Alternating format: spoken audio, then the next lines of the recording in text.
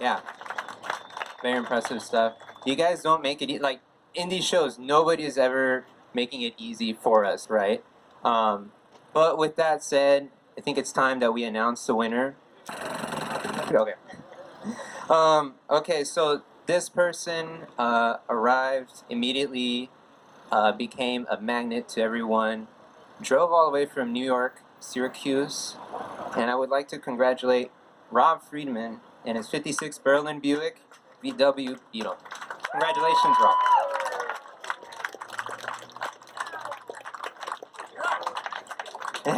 How do you feel? This is a manifest of wanting to get here, and I drove for 4 days from New York with a car to get here because I knew this was the last qualifying event. I couldn't make El Segundo. So this car's been toured for 5 years, was built in 2017, and this kind of like caps it all. This is ultimately was the last hurrah for this car, and I was crossing my finger. I made it. This is great. I envisioned this when I built this, obviously, as we all do as kids, playing with Hot Wheels cars. And I had this vision when I was a kid, and I just made an adult-sized version when I had the ability to do so. And I'm glad I'm here, and thank you so much. I really appreciate it. Yeah. Do you mind telling us a little bit of what you've done, customizations on it? Sure. So this started out with a 1956 Buck body. I picked it up in New Jersey. It was in a U-Haul storage container, and it was rust-free, believe it or not, up in the Northeast. It already had a sunroof grafted in it, and a lot of Volkswagen purists don't like the idea of cutting up a Volkswagen with a ragtop sunroof in it. It's all original, but the fact that someone already else had done so kind of gave me free rein to cut into it. So we chopped the top 4.5 inches, and that's ultimately what I just wanted. So when I brought the chopping the top to the attention of those individuals, I kind of told them the crazy story that I had when I was a kid about putting this V8 in the back seat. And they're like, well, that's something we could probably do. And I said, really? I said, well, that kind of changes the whole trajectory of the build. I really had to think about it, go back to the house, because I knew that, I'd have to write more checks, and, there was more money involved with getting it to that level. So once we put the motor in, we weren't sure what was going to fit. I didn't want to lengthen the car or widen the car. I wanted to keep the proportions correct, except for chopping the top. So the only small V8 that you could find that was small enough to fit behind the driver and passenger was a Buick 215, which, if you think about it, it's half the size of a big block 427. So it's a small motor, but it puts out about 300 horsepower. It's all aluminum, which makes it lighter. The car still weighs out at 1680, so 300 horse, 1680 is not too bad. And then once we put the Buick motor in there, it was just supposed to be kind of a driver. And just kind of, in my mind, I was like, well, I just want something I can just bring up to $6,000, dump the clutch, and beat it up. Well, once we started thinking and threw some paint on it, like, what else can we do to it? So we'll put a Buick dash in it. So we put a 49 Buick Roadmaster dash in it, 49 steering wheel, and we cut the steering wheel down inside the ring of a Volkswagen wheel. It was way too big because they didn't have power steering. And then I did the 57 Buick Roadmaster trim, where we cut the car literally in half and created a channel for the cut the car, made the channel, and put that in there. And then we did the 57 Roadmaster portholes, which typically would be in the front. And growing up, my dad always told me that's where the exhaust comes out in the Buick, and that was a lie. It was for vents. But in my mind, it stuck there, and we were trying to figure out what we wanted to do custom for the exhaust, and that just, it was fitting because the way that the trim sweeps down, it kind of made an area for those portholes to be in, or the venti ports.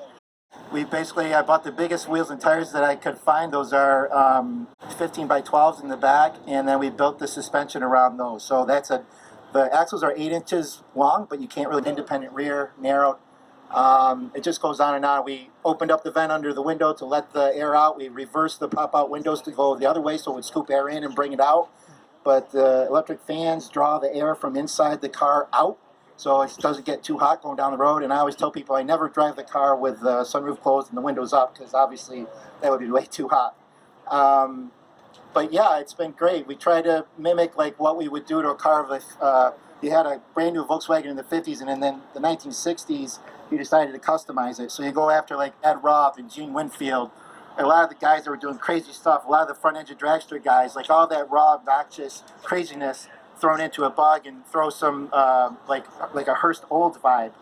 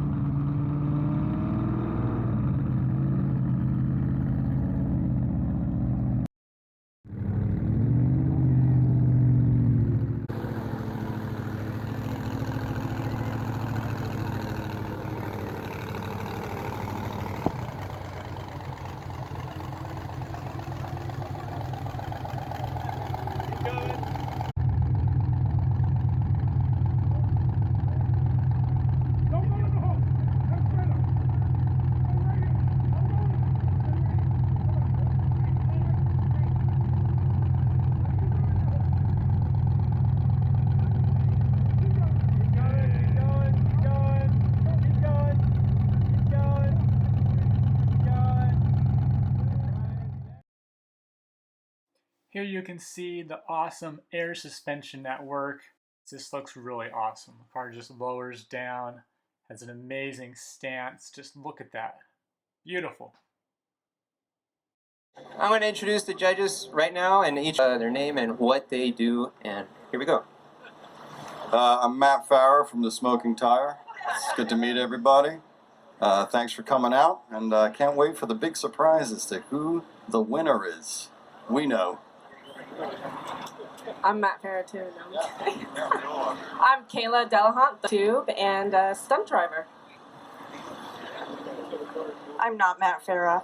I'm Amber Blonigan, and I've been customizing exotic cars for about 20 years. So I really appreciate all the passion and creativity that everybody put into these cars. It was definitely a difficult decision, but we'll see who wins soon. How's it going? My name is Parker Nierenstein. I run the automotive YouTube channel Vehicle Virgins. As Amber said, there was a lot of really, really cool cars here today, so the decision was difficult. I'm an automotive artist by profession. In other words, I've done paintings of cars for almost 40 years now. I normally exhibit at places like Pebble Beach, but quite frankly, this is a lot more fun. And I think all you guys are as much an artist as I am here, and I've just really inspired me. Thank you. I look forward to... Hey everybody, I'm Andres Andreu. I'm one of the designers over at Hot Wheels with Charlie. I design all the ways that the cars look, so their colors, the wheels, the graphics that go on them. It's a really fun job, and it's great being out here and getting to meet all you guys and hear your stories. And this makes our job so much better and also a lot harder. But yeah, thanks for coming out. Seriously, every single one of you. Yeah, and I'm Farah Matt. No, I'm Charlie Angulo. I'm also one of the designers at Hot Wheels. We did want to thank our Walmart, Mobile One, and Dickies for making this possible. Without them, we wouldn't have these shows across, North America. Yes, it was very difficult just picking some of the. There's just amazing cars. It really made it difficult, that spoke out to you, or ones that you thought were very interesting. I was a big fan of the Arbarth. I thought that was dope. If anybody wants to let me get that home, I'll be really stoked. I really liked in the back, there is a camper truck, husband and wife team right here actually. Woo!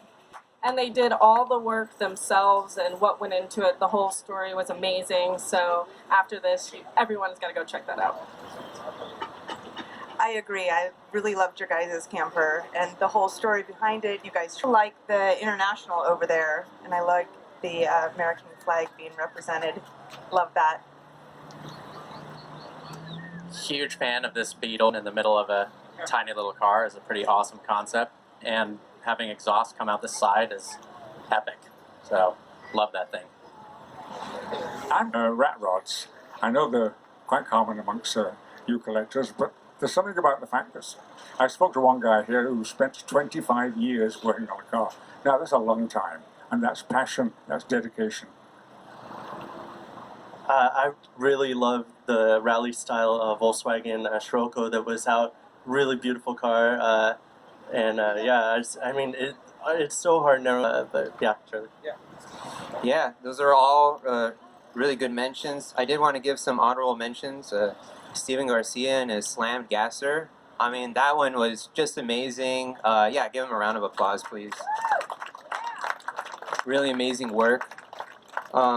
Also, again, the Buck, the 66 van, that was also an amazing build.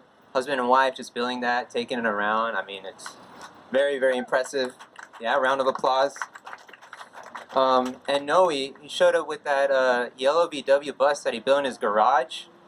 That was amazing. I mean, if you have a chance, just look at all the little details he was able to do in his garage. Even just the paint job he just did in his garage is insane.